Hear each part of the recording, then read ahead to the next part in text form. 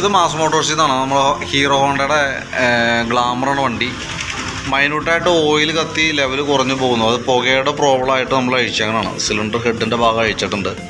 അപ്പോൾ അതിൻ്റെ കംപ്ലയിൻറ്റ് നമ്മൾ ചെക്ക് ചെയ്യുന്ന സമയത്തുണ്ടല്ലോ, സിലിണ്ടറിനകത്ത് നമ്മളിപ്പോൾ റെഡ് മാർക്കർ വെച്ച് മാർക്ക് ചെയ്താണ് അതിൻ്റെ ഉള്ളിലേക്ക് ശ്രദ്ധിച്ചറിയാം. അത്യാവശ്യം നല്ല രീതിയിലുള്ള സ്ക്രാച്ചസാണ് അതിൻ്റെ ഉള്ളിൽ വന്നേക്കാം സിലിണ്ടറിൻ്റെ ബോറിനകത്ത്.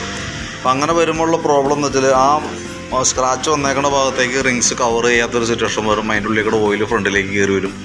ആ ഫയറിങ് നടക്കുന്ന ഭാഗത്തേക്ക് ഓയിൽ വരുമ്പോഴത്തേക്ക് അങ്ങനെ കത്തി അങ്ങനെ ലെവൽ കുറഞ്ഞു പോകും. അതാണ് ശരിക്കും വണ്ടിയുടെ കംപ്ലയിൻറ്റ്. ഇതിപ്പോൾ ഈ മോൾ ഭാഗത്താണെങ്കിലും അത്യാവശ്യം 3-4 സ്ഥലത്ത് നല്ല രീതിയിലുള്ള സ്ക്രാച്ചസ് കാര്യങ്ങളുണ്ട്.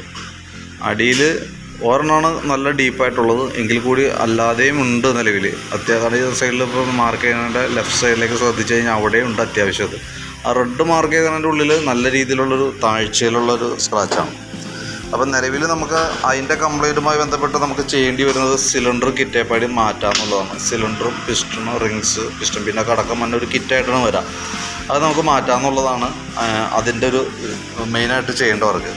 പിന്നെ നമുക്ക് സിലിണ്ടർ ഹെഡിൻ്റെ ഭാഗമാണത്. ഹെഡിനകത്ത് നമ്മൾ നോക്കുമ്പോൾ അതിൻ്റെ വാൽവിൻ്റെ ഇത് എക്സോസ്റ്റ് വാൽവ് ഇൻലെറ്റ് വാൽവ് 2 വാൽവാണ് നമുക്ക് അതിനകത്ത് വരാം. ഈ ഇൻലെറ്റ് വാൽവ് അത്രയും പ്രോബ്ലം ഇല്ല, പക്ഷേ എങ്കിൽ കൂടി എക്സോസ്റ്റ് വാൽവിൻ്റെ ഗൈഡ് കംപ്ലയിൻ്റ് ആയിട്ട് ഇൻലെറ്റ് വാൽവ് ചെറിയ ടൈറ്റ് ഉണ്ട് അതിനകത്ത്. ഈ എക്സോസ്റ്റ് വാൽവിൻ്റെ ഗൈഡ് കംപ്ലയിൻ്റ് ആയിട്ട് ഇതിപ്പോൾ ഒന്ന് ശ്രദ്ധിച്ചാൽ ഇത് എത്രയും പ്ലേയാണ് അതിനകത്ത് കാണിക്കാം. അപ്പോൾ അതുകൊണ്ട് തന്നെ നമുക്ക് വാൽവ് മാറ്റണം. അതുകൂടാതെ കൊണ്ട് വാൽവിൻ്റെ ഗൈഡ് എന്ന് പറയുന്ന യൂണിറ്റ് ഈ കാണുന്ന ഹോള് പോലുള്ളതായിട്ട് അതൊരു ഏകദേശം ഇത്ര നീട്ടം മണ്ണാണ് ആ ഹെഡിൻ്റെ ഉള്ളിൽ പ്രസ് ചെയ്ത് നിർത്തിയേക്കുന്ന ഐറ്റമാണ്. അതിൻ്റെ ഉള്ളിലാണ് ഈ വാൽവ് കിടന്നിട്ട് വർക്ക് ചെയ്തുകൊണ്ടിരിക്കുക. അതാണ് വർക്ക് ചെയ്ത് ഓയിൽ ലെവൽ കുറഞ്ഞു വരുമ്പോഴും എഞ്ചിനിൽ ഓയിൽ ലെവൽ കുറയുമ്പോൾ ഓൾറെഡി വണ്ടിയുടെ എഞ്ചിൻ ടെമ്പറേച്ചർ നല്ല രീതിയിൽ കൂടും. ഹീറ്റിംഗ് വരുമ്പോൾ ഈ ഭാഗത്തൊക്കെ ഉള്ള ഓയിൽ ലൂബ്രിക്കേഷൻ കുറവുള്ളത് കൊണ്ട് തന്നെ നല്ല രീതിയിലുള്ള തേയ്മാനം വന്നിട്ടുണ്ട്. അങ്ങനെയാണ് ഈ തേയ്മാനം ഇത്രയും കൂടുതലായിട്ട് ഇതിന് അനുഭവപ്പെടുന്നത് കേട്ടോ. ഇപ്പോൾ നിലവിൽ വാൽവ് മാറ്റി വാൽവിൻ്റെ ഗൈഡ് കാര്യങ്ങൾ മാറ്റിയിട്ട് സിലിണ്ടർ മാറ്റിയാലാണ് നമുക്ക് ഈ പറഞ്ഞ കംപ്ലയിൻറ്റ് മാറുള്ളൂ, അതായത് പുകയുടെ കംപ്ലയിൻറ്റ് മാറുള്ളൂ. അപ്പോൾ നിലവിൽ പുകയുമായി ബന്ധപ്പെട്ട് പറഞ്ഞ കംപ്ലയിൻറ്റ് വെച്ച് നോക്കുമ്പോൾ ഇത്ര കേസ് ചെയ്താൽ മതി നമുക്ക്.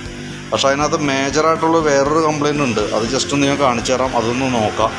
അതിന് ശേഷം കൃത്യമായിട്ട് അത് നോക്കിയിട്ട് കൃത്യമായിട്ട് അതിൻ്റെ ഇത് പറയണം. കാരണം എന്താ വെച്ചാൽ ഇപ്പം നമ്മൾ ഈ പിസ്റ്റൺ കണക്റ്റ് ചെയ്യുന്നത് ക്രാങ്ക് ഷാഫ്റ്റിൻ്റെ കണക്ട് റോഡുമാണ്.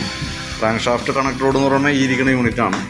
അത് നമ്മൾ ശ്രദ്ധിച്ച് കഴിഞ്ഞാൽ മനസ്സിലാവും അതിനത് എത്ര ഷെയ്ക്ക് കാണുന്നുണ്ട്, അത്യാവശ്യം പ്ലേ കാണുന്നുണ്ട്. അപ്പം നിലവിൽ ഇത്രയും പ്ലേ ഉള്ള ഒരു ക്രാങ്കിൻ്റെ കണക്ട് റോഡുമേക്ക് പുതിയ സിലിണ്ടർ പിസ്റ്റൺ നമ്മൾ മേടിച്ച് കയറ്റുന്നതിൽ വലിയ കഥയില്ല. കാരണം എന്താ വെച്ച് കഴിഞ്ഞാൽ ഇപ്പോഴത്തെ കംപ്ലയിൻറ്റ് മാത്രം മാറിയാൽ പോരാ നമുക്ക്. പിന്നീട് അങ്ങോട്ട് ഓടുന്തോറും കംപ്ലയിൻറ്റ്സ് ഈ നിലവിൽ ക്രാങ്ക് ഷാഫ്റ്റിന് വന്നേക്കണ ആ പ്ലേ കൂടുതലേ വരുള്ളൂ. അങ്ങനെ വരുമ്പോഴത്തേക്ക് എന്ത് പറ്റുമെന്ന് വെച്ച് കഴിഞ്ഞാൽ നമുക്ക് ഈ സിലിണ്ടർ പിസ്റ്റൻ്റെ ലൈഫ് കുറയും, പെട്ടെന്ന് കംപ്ലയിൻറ്റിലേക്ക് പോകും. അപ്പോൾ നമ്മളത് ക്ലിയറായിട്ട് ചെയ്യണമെന്നുണ്ടെങ്കിൽ ആദ്യം ഈ കംപ്ലയിൻറ്റ് മാറണം, അതിന് ശേഷമാണ് സിലിണ്ടർ കിറ്റ് കാര്യങ്ങൾ ചെയ്യേണ്ടത്. ഇത് ചെയ്യുന്നുണ്ടെങ്കിൽ നമ്മൾ എന്താ ചെയ്യേണ്ടതെന്ന് വെച്ചാൽ എൻജിൻ ഫുള്ളായിട്ട് ചെയ്യുന്നതാണ്, സെറ്റ് ചെയ്ത് പോകുന്നതാണ് ബെറ്റർ. കാരണം ഞാൻ അഴിക്കുന്ന സമയത്ത് അതിൻ്റെ ക്രാങ്കിൻ്റെ ക്ലച്ച് ഡിസ്ക്, അതേപോലെ ഈ എൻജിനിൽ വന്ന ഈ ചെയിൻ ഉണ്ടല്ലോ, ടൈമിങ് ചെയിൻ, ആ ചെയിൻ കിറ്റേപ്പാടി മാറ്റാം. അതെല്ലാം കൂടിയിട്ട് ചെയ്യുകയാണെങ്കിൽ അതായിരിക്കും കുറച്ചുകൂടി ബെറ്റർ കേട്ടോ. അപ്പോൾ ഞാൻ അതിൻ്റെ ഡീറ്റെയിൽസ് ഒന്ന് അയച്ചു തരാം. അതിന് ശേഷം അത് കണ്ടിട്ടൊന്ന് റിപ്ലൈ ഇടും. എങ്ങനെ ചെയ്യേണ്ടതെന്ന് പറയുകയാണെങ്കിൽ നമുക്ക് ആ രീതിയിൽ ക്ലിയർ ചെയ്യാം. നേരെ മറിച്ച് ഇത് മാത്രം മതിയെന്നുണ്ടെങ്കിൽ ഞാൻ ഇത് ചെയ്യേണ്ട കേസുകളുടെ മേടിക്കേണ്ട പാർട്സുകളുടെ ലിസ്റ്റ് തരാം. അതും പ്രകാരം നോക്കിയിട്ട് കളക്ട് ചെയ്ത് തന്നാൽ മതി.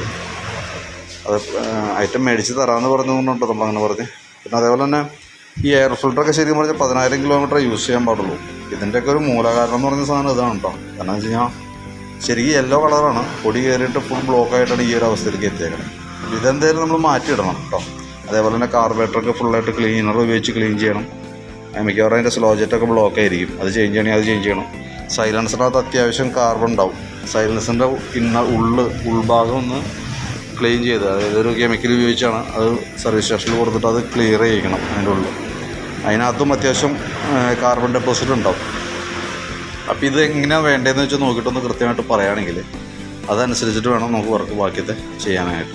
ഓക്കെ, അപ്പോൾ ഞാൻ വീഡിയോ വാട്സപ്പിലേക്ക് അയച്ചു തരാം, അതൊന്ന് കാണാം. അതിന് ശേഷം അത് ഫുള്ളായിട്ട് അയക്കണോ, ഇനി അതല്ല ഇപ്പോൾ ഈ അയച്ചേക്കണം അത്രയും ഭാഗത്തുള്ള വർക്ക് കംപ്ലീറ്റ് ചെയ്താൽ മതിയോ എന്നൊരു ദിവസം നോക്കിയിട്ടൊന്ന് കൃത്യമായിട്ട് പറയാം. അതനുസരിച്ചിട്ട് വേണം നമുക്ക് വർക്ക് ചെയ്യാനായിട്ട്. ഓക്കെ.